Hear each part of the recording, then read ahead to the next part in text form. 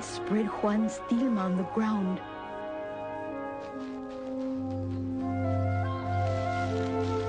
And Juan picked the flowers and gathered them on top. La Virgen took them in her precious hands and arranged them. Here is your sign, my son. Then she rolled the tilma and gave it back to him.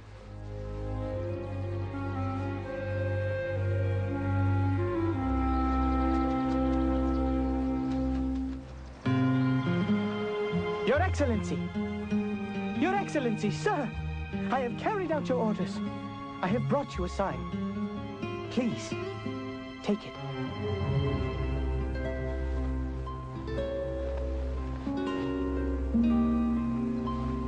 As he released his tilma, the flowers fell to the floor, and something miraculous happened. Our Lady had given her sign. And indeed, her love had healed Juan's uncle.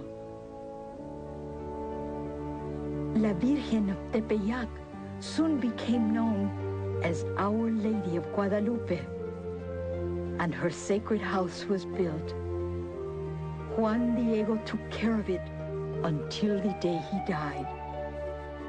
To this day, traditions from Europe and the Aztecs, the new and the old, come together every year on December 12th to celebrate the feast day of Our Lady of Guadalupe.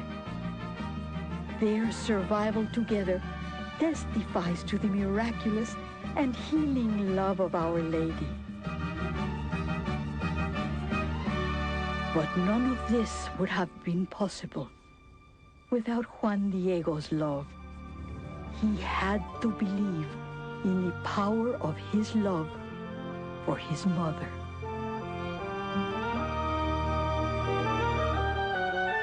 I always stay close to Our Lady. I know that it makes a difference. My mother's 102 years old, and I still call her every single day. 102 years old. Increíble. Oh, yeah, it's incredible, but she's an incredible woman. You know, that story you just told, it was really beautiful. It really was. Take some old advice, young man. Just tell your mom how you feel about her. It's worth more than you'll ever know.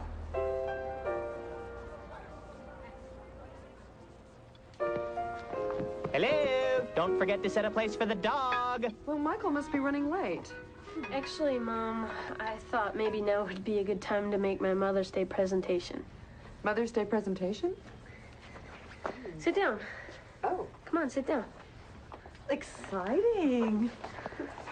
This must be very elaborate.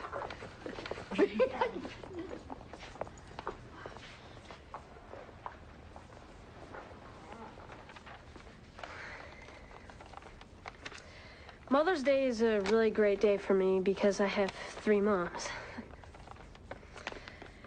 I guess I'm spoiled. First, there's Senora Julia. She used to change my diapers, and that says a lot about a person. She doesn't live here anymore, but I still feel close to her. Then there's Miss Gilmore. She lives right next door, and whatever happens, it's always more fun when she's around. I'm glad she doesn't have other kids, other than me, of course. Oh, yeah.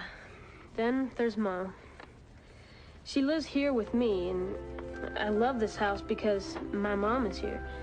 And she always listens to whatever I have to say. And I love you, Mom. That was beautiful. I want to hug him also. But wait for me too.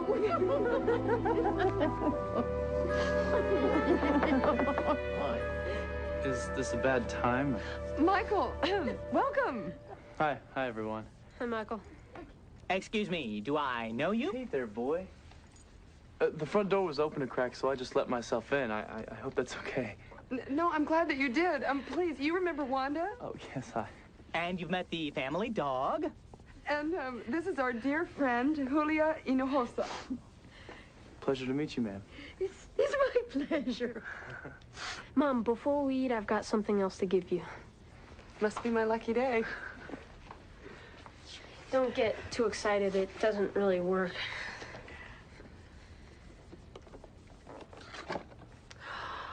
The music box. Oh, Joe. Oh, I love this box. Can I see that? Hey, Joe, I'm pretty good with mechanical things. What do you say you and I put our heads together and fix this for your mom? That sounds great. All right. Entonces, vamos a comenzar la fiesta. That's a wonderful idea, Senora Wanda. Thanks. Things always work out, Joe. Ándale. Vamos, Wishbone. It's not a party without him. Ándale. Sí, señora. And this part of the story is called El Fin. Hasta luego, amigos. Michael, you're in my spot. Hello.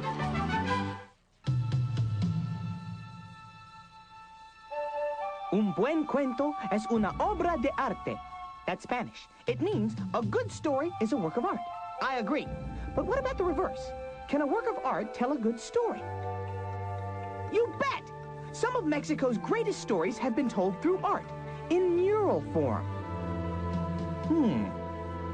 What is a mural, anyway? A mural is a narrative device that is used to tell a story pictorially.